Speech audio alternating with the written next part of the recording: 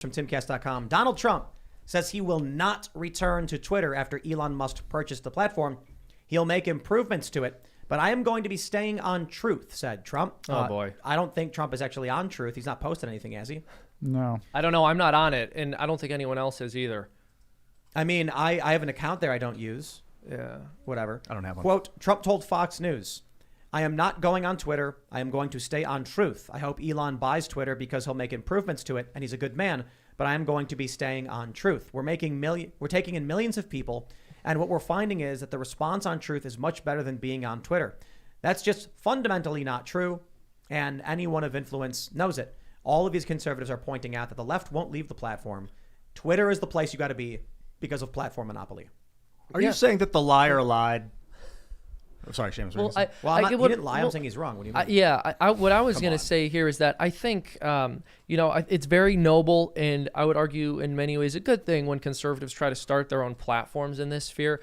But the problem is Twitter's utility is the fact that basically everybody's on it, and your perspective can be heard by people who didn't just come to hear a right-wing perspective. So you actually have the possibility of changing people's minds about things. And so if Elon Musk is able to make Twitter, or I should say Elon Muskland is able to make able to make Twitter a more fair and open platform for different political views, that would be much better for us as a movement than to all segregate ourselves to this conservative website that other people aren't seeing. I'd like to pull up this tweet from, how do you say this guy's name? Robert Reich? Robert Reich. Yeah. Reich? Oh, man. I think it's Reich. Is it Reich? Pretty sure. Reich? Yeah. I'd like to pull up this tweet from him in which he basically copies a tweet from me from 7 years ago or whatever.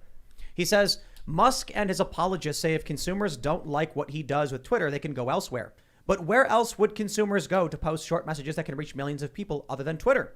The free market increasingly reflects the demands of big money. It's called platform monopoly. It's bad for our democracy as well as our economy. Well, you know what, Robert? Too effing bad. You've lost any good faith response from me in this effort because you and your ilk have spent the entirety of the past 6 years burning everything to the ground, spitting in the face of people who had political disagreements with you. And now that you're poised to lose, you think you can come back and say, oh, this platform monopoly is a big problem. Well, that's what I was saying, 7 years ago. And now that you've come crawling back, I say this. You don't get to wage war and then once you start losing or fear losing, come and beg for a ceasefire. I'm not playing that. Elon Musk is going to be doing exactly we're hoping that Elon Musk will do what we've been hoping someone would do with Twitter, and that is bring free speech. So you don't have to leave, Robert. You get to stay and say all of your dumb things to everybody, and we are not calling for you to be banned. We just want the rules to be transparent. We want people who are suspended for BS fake reasons like Carpe Donktum to be reinstated, and you can go cry about platform monopoly somewhere else because we've all been taking issue with that for some time. Your complaints are duly noted and duly ignored. Does that article show his tweet from 3 years ago where he said it's a private company and could do it at once? Yeah, he said literally how it started, where it's going. No, his tweet that everyone's highlighting, and they're pointing it out as hypocritical. He said that the people complaining about the First Amendment on Twitter failed to realize it's a private company and they can do what they want. He's not wrong. The First Amendment is pertaining to government restriction. However, most people aren't saying the First Amendment. If he wants to highlight truly ignorant people who are incorrectly saying the First Amendment, by all means, he can go and do that. Most people who believe in free speech are talking about the principle of free speech, one in which the First Amendment protects but exists outside of the Constitution. The principle of free speech is that we respect that other people will say things we don't like in the public discourse. Twitter does not respect free speech. Facebook, YouTube, none of these platforms do. Twitter used to.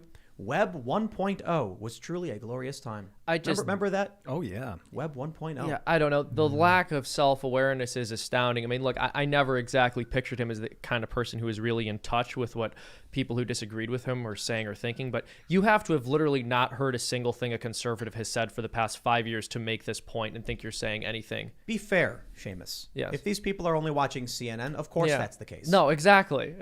But to have a political platform that large when you have no idea what the other side is saying is. That's what drives me nuts. The free speech, the term free speech. It's like free speech. They don't. It's like a buzzword. It's free code. Big networks need free code, not free speech. Free speech. Who's deciding? The owner of the network? You can't tell them what to do. Here, all I'm saying is Robert Reich should be more like me and know enough about his opponent's position to make fun of them in short form cartoons. But Yeah, he's not but there. what is it about our intellectual class where they get so much stuff so desperately wrong?